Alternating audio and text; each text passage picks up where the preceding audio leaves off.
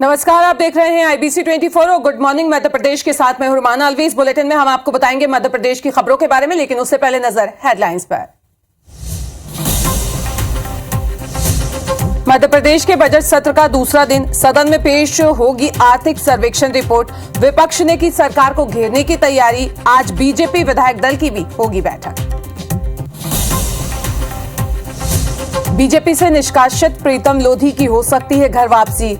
अटकलों पर नेता प्रतिपक्ष गोविंद सिंह ने कहा, लोधी का कोई जनाधार नहीं, इस डाल से उस डाल कर रहे उछल कूद। NIA के अलर्ट के बाद इंदौर में अपराधियों के धरपकड़ के लिए अभियान शुरू। सरफराज मेनन के आतंकी संगठन से जुड़े होने की खबर, परिवार से पूछताछ जारी। छतरपुर के गर्ल्स हॉस्टल में नाबालिग से रेप, पुलिस की गिरफ्त में आरोपी। हॉस्टल और स्कूल संचालक पर FIR दर्ज। सीहोर में एक ही समुदाय के 2 गुटों में खूनी संघर्ष, बाइक समेत 2 झोपड़ी में लगाई आग, 7 लोग घायल, इलाज जारी। और ग्वालियर हाईकोर्ट ने नर्सिंग परीक्षा पर लगाई रोक। हाईकोर्ट ने पुराने शिक्षण सत्र की मान्यता को ठहराया गलत। 28 फरवरी से शुरू होने वाले थे एग्जाम।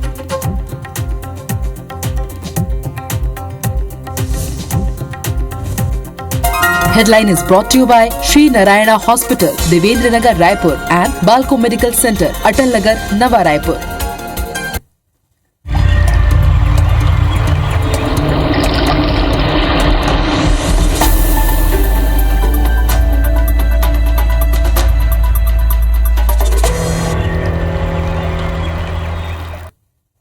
और बुलेटिन की शुरुआत करेंगे इस वक्त की बड़ी खबर के साथ। खबर इंदौर से आपको बता दें, जहां आतंकी हमले के बाद अलर्ट जारी हुआ है और उसके बाद सर्चिंग तेज हो गई है। चंदन नगर के ग्रीन पार्क में पुलिस ने सर्चिंग शुरू कर दी है।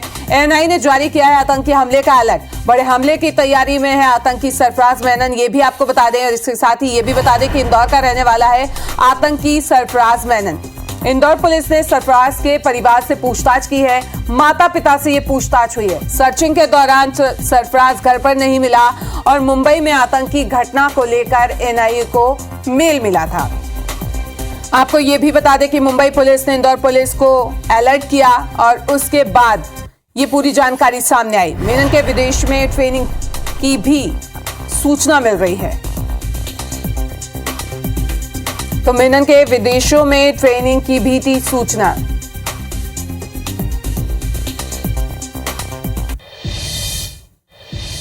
और इसी खबर पर ज्यादा जानकारी के लिए हमारी संवाददाता शालिनी जुड़ रही हैं, उनका रुख कर लेते हैं। शालिनी, पूछताछ चली, कहां तक पहुंची पूछताछ, कुछ खुलासा हुआ उसमें?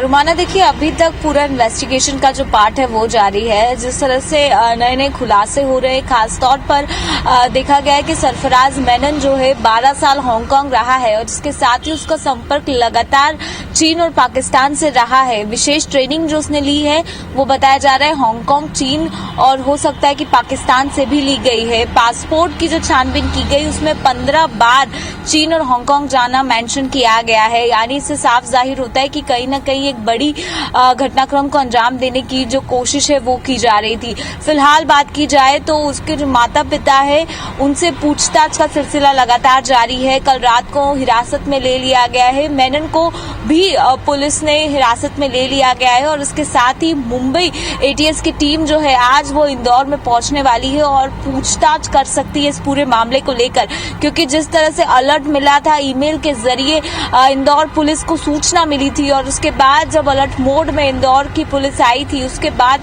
से लगातार ये जो इन्वेस्टिगेशन है इसका दौर जारी है। बताया जा रहा है कि मुंबई को दहलाने की कोशिश के तहत पूरे भारत में अलग अलग जगह से किसी भी प्रकार का घटनाक्रम सामने आ सकता था, लेकिन उसके पहले इनपुट्स मिले और उन इनपुट्स के आधार पर इंदौर पुलिस जो है अलर्ट मोड में आ गई है। सरफराज मेनन जो है वो इंदौर शहर में खजाना स्थित उनका एक मेडिकल का शॉप है और वो वहां जाया करता था। जब पुलिस ने इससे पूरी इन्वेस्टिगेट की तो उसका कहना था कि मेडिकल से संबंधित सामान लेने के लिए वो कई बार चीन और हांगकांग जैसी जगहों पर गया है, लेकिन गहरे में बहुत सारे इस समय जो सवाल है वो चिन्हित किए गए हैं। ऐसे में माता पिता के साथ पूछताछ के साथ लगातार मेनन से जो पूछताछ का सिलसिला है वो जारी है और अब देखना होगा कि इस पूरी कार्रवाई के बीच और क्या कुछ महत्वपूर्ण इनपुट्स जो है वो मिल सकते हैं।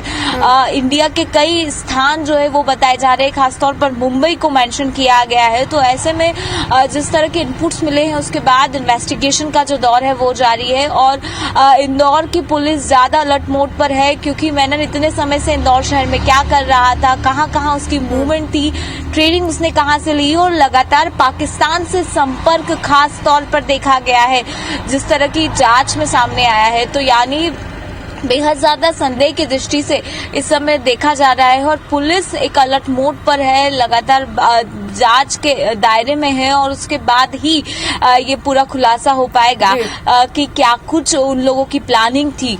शालिनी, आपसे यहाँ ये भी जानना चाहेंगे, जिस तरीके से आपने कहा कि इन्वेस्टिगेशन चल रही है, सबसे बड़ी चीज की मुंबई में चल रही है, इंदौर में चल रही है, तो इंदौर के कौन कौन से इलाके हैं या इसके अलावा और कौन कौन से शहर हैं जहाँ पे इन्वेस्टिगेशन चलेगी या सर्चिंग चल रही है लगातार? रुमाना, देखिए अभी जो इनपुट्स मिला है उसमें खासतौर पर मुंबई की पुलिस को अलर्ट लेने के लिए कहा है और उसके साथ ही इंदौर, चूंकि इंदौर में मेनन रहता है, यानी हो सकता है कि यहाँ पर या इसके तहत वो देश के प्रमुख राज्यों को चिन्हित कर सकते थे। फिलहाल जो इनपुट मिला है वो सबसे ज्यादा खतरे में मुंबई नजर आ रहा है और उसी के इनपुट्स, यानी मेनन तो केवल एक पार्ट है, इसके अलावा इनकी चेन और भी ज्यादा लंबी है और पुलिस इन्वेस्टिगेशन के माध्यम से उन पूरी चेन तक पहुंचना चाहती है। इसीलिए मेनन को हिरासत में लिया है, माता पिता से पूछताछ चल रही है और इसके साथ ही अब बाकी के आउटकम्स, क्योंकि मुंबई में भी कुछ लोगों को हिरासत में लिया है, वहां से भी कई क्लू मिले हैं। इसीलिए आज हो सकता है कि मुंबई एटीएस की टीम जो है वो इंदौर पहुंचे और मेनन से सीधे पूछताछ करे, उसके बाद ही खुलासा हो सकेगा कि ये चेन कितनी बड़ी थी और किस तरह की जो साजिश है ये देश के खिलाफ रचने की कोशिश कर रहे थे। लेकिन इससे तो ये बात साफ जाहिर होती है, क्योंकि इंदौर में जो मेनन है उसका जो निवास है वो चंदन नगर में है और इसके साथ ही खजराना में भी उसके कांटेक्ट रहे, मूवमेंट्स रहे, यानी चंदन नगर का एरिया हो या फिर खजराना, यहाँ पर पुलिस अभी ज्यादा सक्रिय है, क्योंकि मेनन की गिरफ्तारी के बाद ऐसा ना हो कि किसी भी तरह का घटनाक्रम शहर के लिहाज से सामने आए। ऐसे में दोनों ही जगह जो पुलिस है उसने चौकसी और ज्यादा बढ़ा दी है और सतर्क रहने की हिदायत जो है वो दी गई है। इसके साथ ही जितने भी नामचिन है जो लगातार इस तरह के घटनाक्रम में सामने आए हैं उनको लेकर भी पुलिस एक अलर्ट मोड में इस समय नजर आ रही है। कह सकते हैं शालिनी की पुलिस अलर्ट हो गई हो, देखना होगा कि आगे जांच में क्या खुलासे होते हैं। इस तमाम जानकारी के लिए आपका बहुत बहुत शुक्रिया। तो चलिए बढ़ते हैं आगे। सीहोर से खबर आपको बता दें, जहां मंडी थाना इलाके में एक ही समुदाय के दो गुटों में खूनी संघर्ष हुआ, जिसमें बाइक समेत दो झोपड़ियों में आग भी लगा दी गई। इस विवाद में 7 लोग घायल हुए हैं। बताया ये जा रहा है कि पूरा विवाद ट्यूबवेल में पानी भरने को लेकर हुआ था, जिसमें विवाद इतना ज्यादा बढ़ गया कि जमकर यहां पे तलवार और चाकू भी चल गए। घायलों को इलाज के लिए जिला अस्पताल में भर्ती कराया गया है। 3 दिन से भर्ती में रही है, हमको तलवार भी मारी, सर भी फाड़ा, पुलिस वाले कोई नहीं आए। हमको मोहम्मद थाने बुलाए, हम एसपी में गए, साहब उसको पकड़े नहीं, उसको कोई नहीं पकड़ा। कौन है ये करने? कपूर है सर, कपूर है, पेंशन डाले, देवरिया पेंशन डाले, फिर वहाँ से चल तो एक 10-12 जना है सर। बड़ी खबर छतरपुर से आपको बता दें, जहां गर्ल्स हॉस्टल में नाबालिग से रेप का मामला सामने आया है। हॉस्टल और स्कूल संचालक पर एफआईआर दर्ज कर ली गई है। पुलिस ने आरोपी को गिरफ्तार कर लिया है और जेल भेज दिया है। नौगांव नगर के राधा प्रिया छात्रावास की ये पूरी घटना है, जहां नाबालिग से रेप का मामला सामने आया।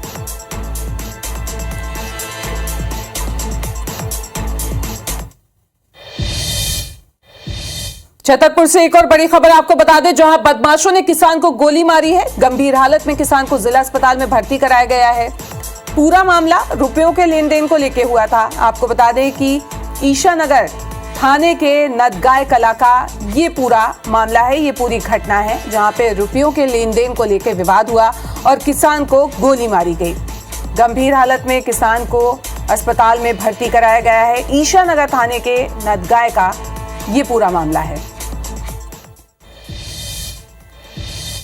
तो इधर उज्जैन के बड़नगर में मोबाइल में हुए ब्लास्ट में एक शख्स की जान चली गई। दरअसल रुणीजा गांव में दुकान में एक मोबाइल चार्ज पर लगा हुआ था और उसी समय एक बुजुर्ग दयाराम ने मोबाइल को कुछ देखने के लिए उठाया, तभी मोबाइल में जोरदार ब्लास्ट हुआ।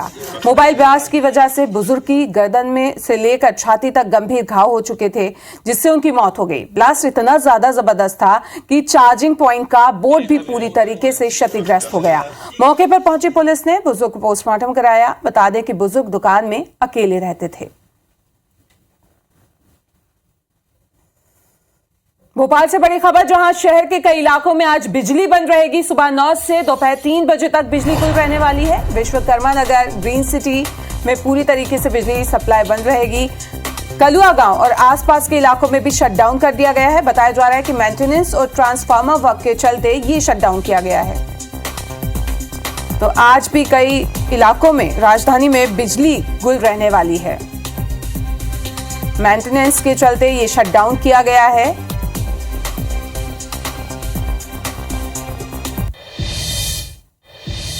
मध्य प्रदेश विधानसभा के बजट सत्र का आज दूसरा दिन है। आज राज्यपाल के अभिभाषण पर भी चर्चा होगी और सरकार पेश करेगी मध्य प्रदेश का आर्थिक सर्वेक्षण। दिवंगत जनप्रतिनिधियों को यहां पे श्रद्धांजलि भी दी जाएगी और इसके साथ ही शीत सत्र के बचे हुए प्रश्न पटल पर भी यहां रखे जाएंगे। अहम विधेयक आवेदन भी पटल पर रखे जाएंगे।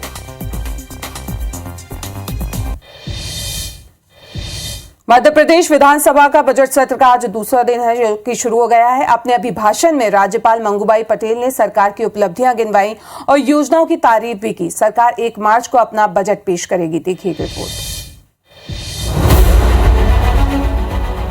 एमपी विधानसभा के बाहर की तस्वीरें बजट सत्र के पहले दिन की हैं। अंदाजा लगाया जा सकता है कि बजट सत्र में विपक्ष सरकार को किस कदर घेरने के मूड में है। बजट सत्र की शुरुआत राज्यपाल के अभिभाषण से हुई, जिसमें उन्होंने प्रवासी भारतीय सम्मेलन और इन्वेस्टर समिट का भी जिक्र किया। मध्य प्रदेश को G20 समूह की 8 बैठकों की मेजबानी का सुअवसर प्राप्त हुआ है, जिनके माध्यम से मध्य प्रदेश की छवि पूरी दुनिया में उज्जवल हुई है। मध्य प्रदेश की धरती पर आयोजित 70वें प्रवासी भारतीय दिवस सम्मेलन के दौरान 70 से अधिक देशों से आए 3500 से अधिक प्रतिनिधियों ने भाग लिया। राज्यपाल के अभिभाषण को विपक्ष निराशाजनक बता रहा है। विपक्ष कह रहा है कि सरकार ने अभिभाषण में राज्यपाल से झूठ बुलवाया है। पिछले साल का बजट आप निकाल लीजिए, उसमें क्या आंकड़े थे, कितना बजट एलोकेशन था और उस पर कितना खर्च हुआ, उसका केवल 40% खर्च हुआ। नीचे कर लेते हैं। तो ये बजट भी अब चुनावी बजट है। किस तरह जनता को मूर्ख बनाए, किस तरह जनता को गुमराह करे, यही इनका प्रयास है। बजट जो आया है, महामहिम राज्यपाल को महोदय को उन्होंने एक बनावटी और पूरी तरह से एक पुलंदा तैयार किया। बहुत सारी अभिभाषण में जो चीजें रहना चाहिए वो है ही नहीं। अब देखिए, जो झूठा होगा वो उसको हर चीज झूठी ही लगेगी। भारतीय जनता पार्टी की सरकार की विकास और कल्याण की जो सरकार है, उसकी कटिबद्धता इस अभिभाषण से स्थापित होती है। भारतीय जनता पार्टी जनता का कल्याण करना चाहती है, प्रदेश का विकास करना चाहती है। विकासशील मध्य प्रदेश की तरफ जो उन्होंने इशारा किया, आज सारे मध्य प्रदेश में भारतीय जनता पार्टी की सरकार में जो विकास हो रहा है, जो काम हो रहे हैं, वो जनता से छिपे नहीं है। सरकार 1 मार्च को बजट पेश करेगी। पहली बार ई बजट पेश होगा, यानी विधायक टैबलेट पर बजट देखेंगे। इसके लिए ट्रेनिंग भी होगी। विपक्ष जहां डिजिटल बजट के विरोध की बात कह रहा है, वहीं सरकार का कहना है कि विधायकों की दक्षता पर सवाल उठाना गलत है। अभी इनको पूरा डिजिटल और ये बजट की हमें पूरी जानकारी नहीं है। जबरदस्ती तानाशाही तरीके से लिखित पेपर न देकर डिजिटल बजट देना, मैं इसका विरोध करूंगा। ई बजट स्वयं वित्त मंत्री पढ़ेंगे, उसे सुन भी सकते हैं वो। इसके बाद भी नेता प्रतिपक्ष कोई और मार्ग बताएंगे, वो भी विचार करेंगे। पर ये कहना या विरोध करना ठीक नहीं है। राज्यपाल के अभिभाषण के साथ ही सदन की कार्रवाई मंगलवार तक के लिए स्थगित कर दी गई। मंगलवार को वित्त मंत्री जगदीश देवड़ा आर्थिक सर्वे और फिर बुधवार को बजट पेश करेंगे। तो भोपाल से बड़ी खबर आपको बता दें, जहां आज बीजेपी विधायक दल की बैठक होने जा रही है। सीएम हाउस में शाम 7:30 बजे ये बैठक होगी। विधायकों से में बजट सत्र को लेकर यहां पे चर्चा की जाएगी। आपको ये भी बता दें कि विपक्ष को काउंटर करने की इसमें रणनीति बनेगी और सत्र में पूरे समय मौजूदगी की रणनीति भी यहां पे तय की जाएगी। तो इस वक्त ये बड़ी खबर भोपाल से, जहां पे बीजेपी विधायक दल की बैठक होने जा रही है। शाम 7:30 बजे सीएम हाउस में ये बैठक होगी, जहां विधायकों में बजट सत्र को लेकर चर्चा होगी और इसके साथ ही विपक्ष को काउंटर करने की रणनीति भी यहां पे बनेगी। बड़ी खबर भोपाल से आपको बता दें, जहां होली से पहले ही खाद्य विभाग एक्टिव हो गया है। फल और सब्जियों में पेस्टिसाइड्स की जांच की जा रही है। न्यू मार्केट, बिठल मार्केट में ये सैंपल लिए गए हैं। हर एक दुकान से सैंपल कलेक्ट कर रहा है विभाग। तो भोपाल से ये बड़ी खबर, जहां होली से पहले खाद्य विभाग एक्टिव हो गया है और हर एक दुकान से सैंपल लिए जा रहे हैं, जांच की जा रही है। पेस्टिसाइड्स की ये जांच होगी। बिठल मार्केट, न्यू मार्केट से ये सैंपल लिए जा रहे हैं, सैंपल कलेक्ट किए जा रहे हैं और उसके बाद इन्हें जांच के लिए भेजा जाएगा। हर एक दुकान से ये सैंपल कलेक्ट कर रहे हैं। छतरपुर में रविवार को बोरवेल में फंसी 3 साल की मासूम बच्ची को सकुशल बाहर निकाल लिया गया। ऐसे में अब उस तकनीक की भी चर्चा हो रही है जिसे आजमा कर बच्ची की जान बचाई गई। IBC 24 ने वैसा ही एक ओपन बोरवेल खोजा जो बच्ची के रेस्क्यू में शामिल टीम से ही डेमो के जरिए जाना कि आखिर जिंदगी बचाने वाली वो तकनीक है कौन सी।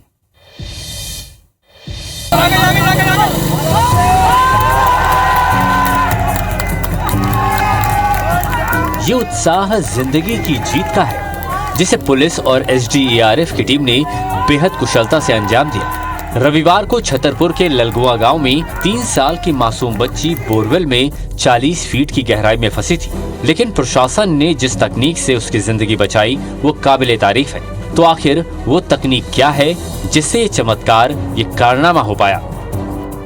कल की घटना में उनके द्वारा प्रयास किया गया था, पर बच्ची कुछ ऊपर तक तो आई और उसके बाद वो स्लिप हुई। तो आम जनता से अपील है कि एक तो सबसे पहले बोर जो भी वेस्ट पड़े हैं उनको बंद कर लें। यदि ऐसी फिर भी कोई भी सिचुएशन यदि राइज होती है तो कृपया शासन प्रशासन की मदद लें। दरअसल RI कैलाश पटेल और इंस्पेक्टर अनूप यादव उसी रेस्क्यू टीम का हिस्सा हैं जिसने रविवार को मासूम की जान बचाई थी। इस पूरे अभियान को सफल बनाया नॉट तकनीक ने। आखिर ये नॉट तकनीक है क्या और ये काम कैसे करती है, ये जानने के लिए IBC 24 की टीम ने रेस्क्यू टीम के सदस्यों के साथ छतरपुर में ठीक वैसा ही बोरवेल तलाशा जैसे बोरवेल में बच्ची फंसी थी। दोनों सदस्यों ने रिक्रिएशन कर बताया कि नॉट तकनीक से कैसे बच्ची को बचाया गया। RI कैलाश पटेल ने बताया कि पहले बोरवेल में फंसे बच्चे से कैसे संपर्क कर अपनी बात पहुंचाई जाए। सबसे पहले बच्ची से कैसे कम्युनिकेशन हुआ, उसकी सही स्थिति की कैसे जानकारी लगी और क्या क्या करना पड़ता है बच्ची को बाहर सुरक्षित निकालने के लिए। पहला, रेस्क्यू करने के लिए पहले तो इसका अवलोकन कर लें कि ट्यूबवेल जो है वो उसकी मिट्टी किस प्रकार की। यदि ब्लैक सॉइल है, धंसने वाली मिट्टी है, तो इसमें पोकलेन वगैरह से काम करने में डिफिकल्टीज रहेंगी क्योंकि इसके धंसने की संभावनाएं हमेशा बनी रहेंगी। हाँ, यदि पत्थर हैं, चट्टाने हैं बीच में, आपको ट्यूबवेल देखने से, अवलोकन करने से पता लग जाएगा। यदि इसमें बीच में कहीं चट्टाने हैं तो पोकलेन की मदद से आप उसको सुरक्षित निकाल सकते हैं।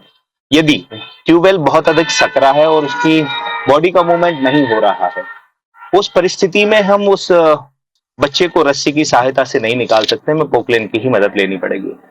पर यदि रस्सी की सहायता से वो उसका मूवमेंट हो सकता है तो किया जा सकता है, पर इसको ज्यादा टाइट भी नहीं करना क्योंकि ज्यादा टाइट। नॉट तकनीक कोई अनोखी तकनीक नहीं है, बल्कि दिनचर्या का हिस्सा है जो किसान और कुएं से पानी निकालने वालों से सीखी जा सकती है। इसमें फंदानुमा रस्सी को बोरवेल में फंसे बच्चे तक पहुंचाया जाता है और बातचीत कर 2 अलग अलग फंदों को बच्चे के दोनों हाथों में फंसाया जाता है। इसके बाद उसे धीरे धीरे खींचा जाता है। ऊपर उठा करके देखेंगे। आगे का प्रोसीजर जो करते हैं वो इस प्रकार रहता है। कोई भी एक रस्सा लेते हैं, जो रस्सा ऐसा हो कि जो सूती हो, हल्का सा सॉफ्ट रखना है और हल्का सा टाइट और सुरक्षित रखना है। अब जैसे मान लीजिए ये बालक है, ये कुएं में है, अब इसको कमांड देंगे ऊपर से, बेटा क्या आप सुन रहे हो? सुन रहे हैं आप तो बायां हाथ उठाइए। क्या सुन रहे हैं? अब हमें आप बच्चे का रिस्पॉन्स पता कर लिया कि बच्चा रिएक्ट कर रहा है, हाथ नीचे कर लो। हम रस्सी भेज रहे हैं, आप ये रस्सी अपने हाथ में फंसा लीजिएगा। जब ये जैसे ही हमें ये समझ में आ गया कैमरे के थ्रू कि इन्होंने कलाई में हाथ डाल लिया है, तो हम इसको खींच देंगे और ये ग्रिप कर लेगा। अब हम दूसरी नॉट बांध के उसको कुएं के अंदर उतारेंगे ट्यूबवेल में। यदि सुन रहे हैं तो दाहिना हाथ उठाइए, तो ये जब वो फंसा लेगा तो हमें हाथ नीचे कर लो। जैसे ही वो नीचे करेगा हम इस नॉट को टाइट करते जाएंगे और ये रस्सी ऑटोमेटिकली बंध जाएगी। मतलब यदि अब हमें इनका काम है कि इनको बताना है कि बेटा आप अपनी गर्दन को नीचे रखिएगा, थोड़ा सा तकलीफ होगा, शोल्डर में पेन होगा। अब इन रस्सियों को हमें एक साथ खींचना है। इसी तकनीक से 7 महीने पहले भी छतरपुर के ही नारायणपुरा में 6 साल के दीपेंद्र को सकुशल बाहर निकाला गया था। हालांकि नॉट तकनीक की सफलता इस पर भी निर्भर करती है कि बोरवेल की परिधि क्या है, फंसे हुए बच्चे की उम्र और उसकी मानसिक हालत कैसी है। अभिषेक सिंह, IBC 24, छतरपुर। और फिलहाल यहाँ रुकेंगे एक छोटे से ब्रेक के लिए, लेकिन ब्रेक के बाद देखेंगे खबरें फास्ट अंदाज में।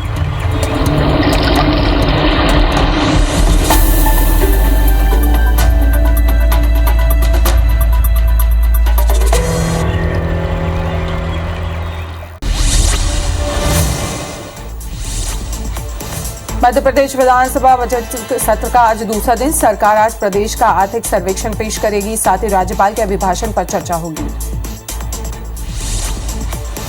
भोपाल में बीजेपी विधायक दल की बैठक होगी। शाम 7:30 बजे सीएम हाउस में ये बैठक हो जाएगी। इस दौरान बजट सत्र को लेकर विधायकों से चर्चा भी होगी। इंदौर में एनआईए के अलर्ट के बाद अपराधियों की धरपकड़ के लिए अभियान शुरू हो गया है। वहीं सरफराज इंदौर पुलिस की हिरासत में है। सरफराज मेनन बड़े हमले की तैयारी में था। बता दें कि सरफराज के आतंकी संगठन से जुड़े होने की भी खबर है। ग्वालियर हाईकोर्ट ने नर्सिंग परीक्षा पर रोक लगा दी है। हाईकोर्ट ने पुराने शिक्षण सत्र की मान्यता को गलत ठहराया है। आपको बता दें कि 28 फरवरी से एग्जाम शुरू होने वाले थे। छतरपुर के गर्ल्स हॉस्टल में नाबालिग से रेप का मामला सामने आया, जिसके बाद आरोपी को पुलिस ने गिरफ्तार कर लिया है। साथ ही हॉस्टल और स्कूल संचालक पर FIR दर्ज की है।